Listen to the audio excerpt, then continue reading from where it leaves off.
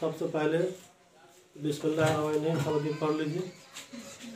दरूद शरीफ अल्लाहुम्मा सल्ली अला मुहम्मद व अला आलि मुहम्मद कमा सल्लैता अला इब्राहीम व अला आलि इब्राहीम इन्नका हमीदुम मजीद। अल्लाहुम्मा बारिक अला मुहम्मद व अला आलि मुहम्मद कमा बारकता अला इब्राहीम व अला आलि इब्राहीम इन्नका हमीदुम मजीद।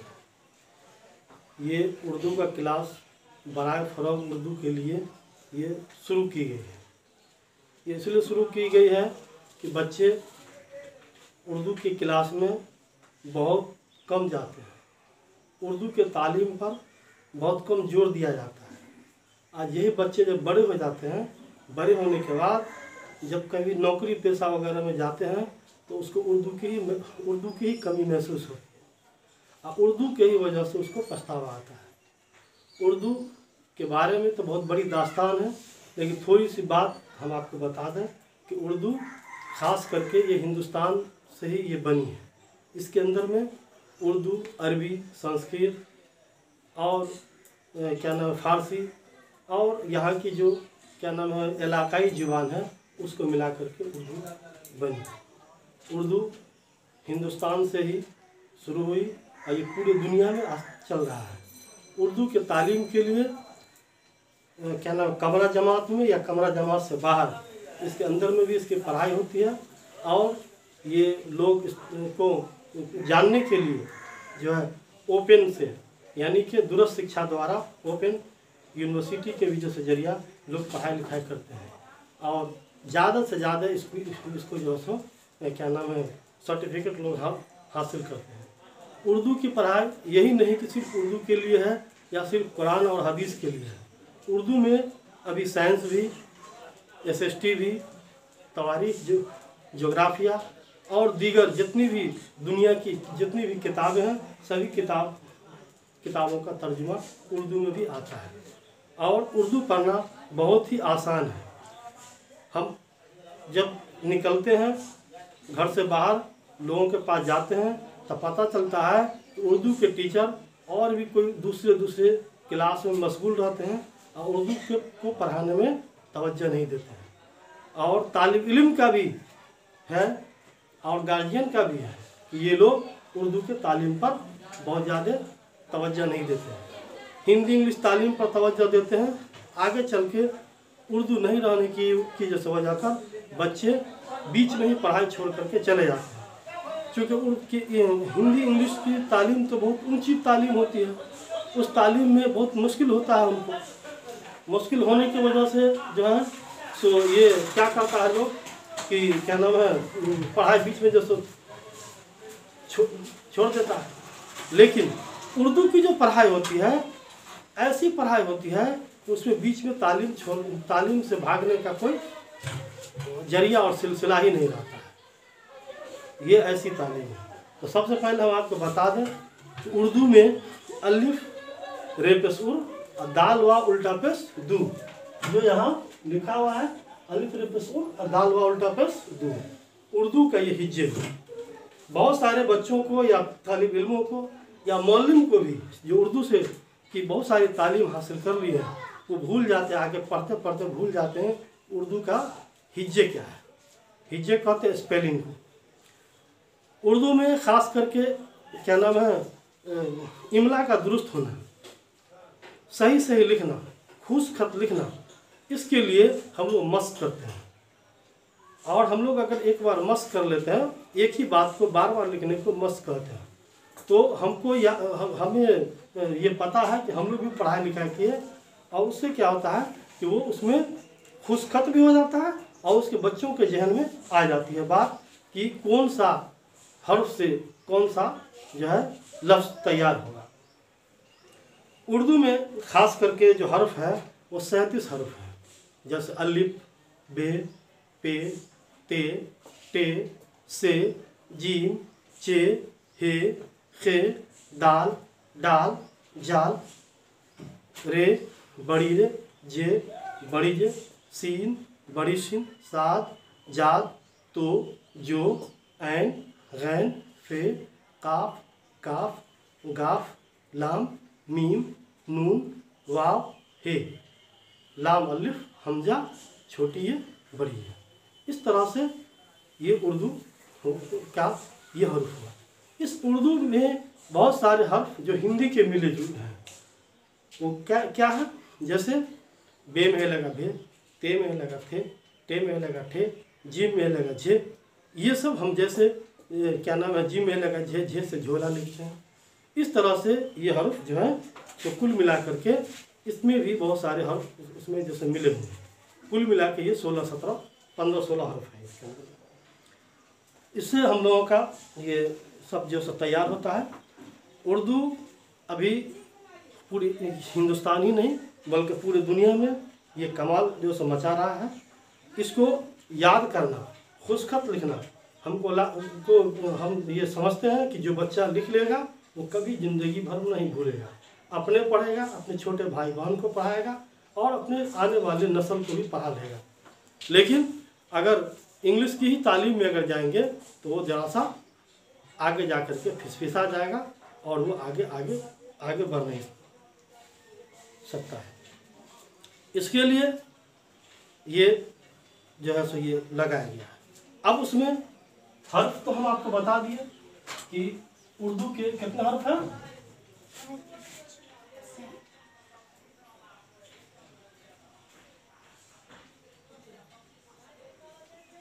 उर्दू के कुल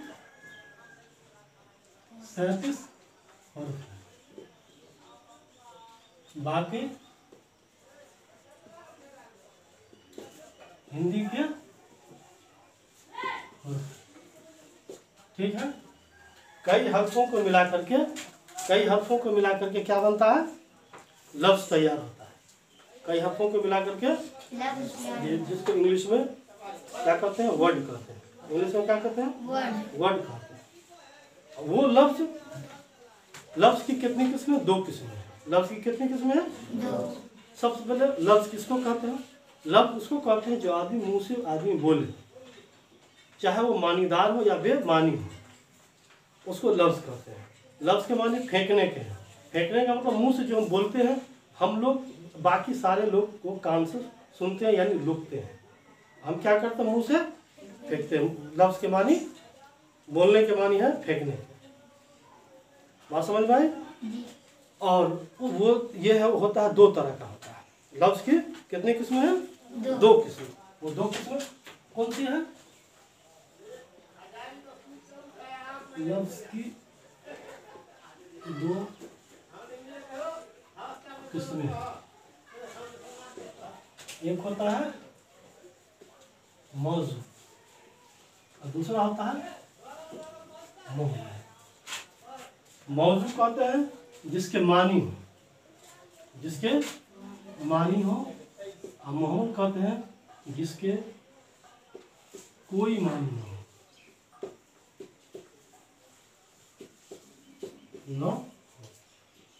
जैसे हम लोग लिखते हैं कि रोटी वोटी खाते हैं, तो रोटी हुआ और वोटी क्या हो गया, रोटी तो रोटी हुआ है ना।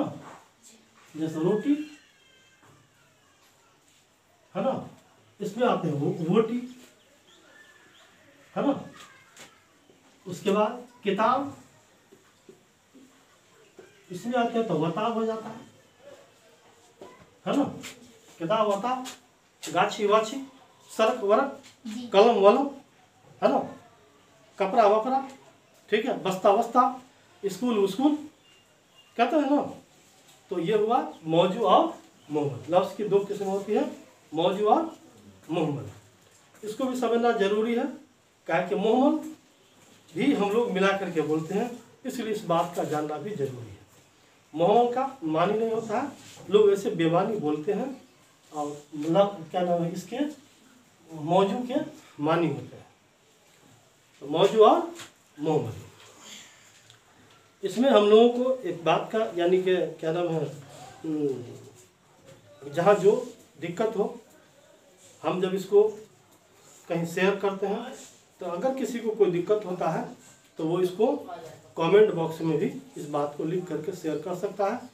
मेरा नंबर है, मोबाइल नंबर है 99 31 46 35 63। इस पर भी आप सुबह के 6:30 से 7:30 तक, सुबह 6:30 से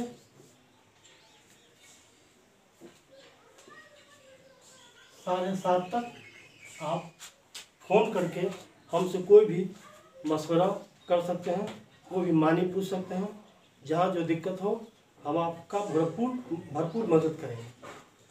इसमें कोई कमी कोताही नहीं हो। ये जहाँ भी पूरे बिहार के बच्चों के लिए ये खास करके जो यहाँ की जो क्या नाम है दर्स व तदरीस में जो किताबें हैं, खास करके 6, 7, 8 में, उसके लिए हम ये कोशिश कर रहे हैं। और अगर आप सब लोगों को जब अच्छा लगेगा तो हम कोशिश करेंगे खास करके मैट्रिक के और इंटर के इम्तहान से पहले उसको भी हम वीडियो बना करके शेयर करेंगे। अच्छा लगेगा तो आपको लाइक भी करना है, कमेंट बॉक्स में कमेंट भी जैसे लिखना है। जहाँ कोई गलती या परेशानी हो या कोई दिक्कत हो आपके पढ़ाई लिखाई में, उसको कीजिए। अभी इसलिए इस बात पे स्टार्ट की गई है कि ख़ास करके अभी स्कूल कोरोना वायरस यानी जरासीम की वजह से ये पूरा देश ही नहीं बल्कि पूरा दुनिया तबाही के आलम में जूझ रहा है। सभी स्कूलों को बंद कर दिया गया है। मुमकिन नहीं है कि स्कूल कब खुलेगा नहीं खुलेगा, अभी कोई किसी का कोई तारीख नहीं पता है। तो इसके लिए बच्चे खास करके मोबाइल से खेलते रहते हैं। उस मोबाइल से खेलने के दौरान वो चाहे तो अपनी किताबों को, अपने सबक को घर से भी ऑनलाइन या इस वीडियो के जरिए वो पता कर सकते हैं, जान सकते हैं, जानकारी हासिल कर सकते हैं। उसमें उसको दोनों बात होगा, एक तो मोबाइल भी वो जो सो देख रहा है और दूसरा क्या होगा तो उसकी पढ़ाई भी हो रही है। अब जो पढ़ाई जो हो रही है ये पढ़ाई लोग घर पे ही सिर्फ पढ़ाई कर रहे हैं, कहीं किसी टीचर को भी नहीं। अभी ट्यूशन वगैरह का भी माहौल अच्छा नहीं है, इसलिए ट्यूशन भी नहीं हो रहा है। इसलिए कोई अभी आपको कोई बताना, घर में कोई पढ़े लिखे हैं, कोई भाई है, बहन है, अम्मा है, अब्बा है, या पास पड़ोस में कुछ लोग अगर हैं तो उससे पूछ करके आप इस मसला को आप हल कर सकते हैं। लेकिन अगर उससे भी मसला नहीं होता है, ये हमारा वीडियो है, इसके जरिए से आप समझिए। आज मैं आपको ये हरूफ के बारे में, लफ्ज़ के बारे में बताया। इसके आगे खास करके होता क्या है कि बच्चे तो किताब पढ़ लेते हैं, किताब पढ़ने के बाद बहुत मुश्किल से सवाल और जवाब कर लेते हैं, लेकिन ख़ास करके कवायद यानी ग्रामर में फंस जाते हैं। तो आखिर में लफ्ज़ के मानी दिए हुए हैं। हर चैप्टर के आखिरी में, हर सबक के आखिरी में क्या दिए हुए हैं, लफ्ज़ और मानी दिए हैं। उस लफ्ज़ और मानी को याद कीजिए, 10-10 मरतबा सबको लिखिए। और जो मुश्किल अल्फाज हो जिसके मानी नहीं समझ में आए उस पर टिक कीजिए, हमसे आप पूछ सकते हैं, पूछिए। उसके अलावा उसमें बहुत सारी बात इमला दुरुस्त करने का रास्ता दिया हुआ जो आप नहीं कर पाते हैं। जैसे मान लीजिए इमला दुरुस्त करने के लिए, इमला दुरुस्त करने के लिए मान लीजिए कि लिखा रहेगा लड़का, लड़का। अब इसको सही करना है, कैसे सही होगा? सही लाम बड़ी रे छोटी का और लड़का, ये सही हो गया, इमला दुरुस्त हो गया। किताब लिखा है, क्या लिखा रहेगा? किताब। इसको हमको सही करना है। तो जो बड़ी काप से किताब लिखा होता है वो जो था गलत, और हम छोटी काप से किताब लिखते हैं जो सही है। हमारे लिखने वाले कलम, इस तरह से कलम लिखा हुआ है, आपको सही लिखना है, ये कलम होगा। बात समझ में आ रही है? तो उसको हम मस्क करेंगे, नहीं समझेंगे तो उसको हम पूछेंगे। उसी में आगे जा करके दिया रहता है जिद। जिद माने उल्टा होता है, जिद माने उल्टा, उल्टा। इसी को अजदाद भी कहते हैं। क्या कहते हैं? अजदाद, यानी उसकी जमा हो गई। तो जिद करना, तो उल्टा का मतलब क्या होता है? उल्टा का मतलब किसी चीज का उल्टा में हम क्या लिखें? आसमान का उल्टा जमीन, है ना? घर का उल्टा बाहर, क्या समझे? आग का उल्टा पानी, नीचे का उल्टा ऊपर। बात समझ में आई? अच्छा का उल्टा बुरा, अब बुरा का उल्टा अच्छा, लड़का का उल्टा लड़की, औरत का उल्टा मर्द। बात समझे कि नहीं? उस्ताद का उल्टा उस्तानी। ये उल्टा, इस उल्टा अल्फाज को भी समझना जरूरी है। बात समझ में आई? तो इसी पर हम इस बात को आज का क्लास हम ख़त्म करते हैं। और फिर अगर आपको कोई दिक्कत हो, इस कमेंट बॉक्स में आप कमेंट करेंगे। अब दिक्कत हो तो हमारा ये मोबाइल नंबर है, फिर से हम बता दें आपको, 99 31 46 35 63 ये नंबर है। इस पर आप सुबह के 6:30 बजे से सुबह 7:30 बजे तक आप हमसे पूछ सकते हैं सवाल, कहीं भी है, पूरे बिहार में कहीं भी है। और यही नहीं बल्कि इस तरह का सवालात अगर आपको बिहार के बाहर भी, पूरे ऑल ओवर इंडिया में कहीं से भी कोई दिक्कत हो, आप हमसे पूछ सकते हैं। इस लॉकडाउन में आप सुरक्षित रहिए, घर पे रहिए, कहीं नहीं जाइए, किसी से भी नहीं मिलिए, अपने हाथों को साबुन से 5-6 मरतबा धोइए, रोज़ नहाइए, रोज़ कपड़े धोइए, गर्म पानी 5-6 मरतबा पीजिए, और बाहरी लोगों से एकदम नहीं मिलिए, बगैर वजह घर से बाहर ना अपने निकलिए, ना अपने वालिदैन को, ना अपने भाई को, ना और किसी को जो से निकलने दीजिए। और इसी के साथ खुदा हाफिज़।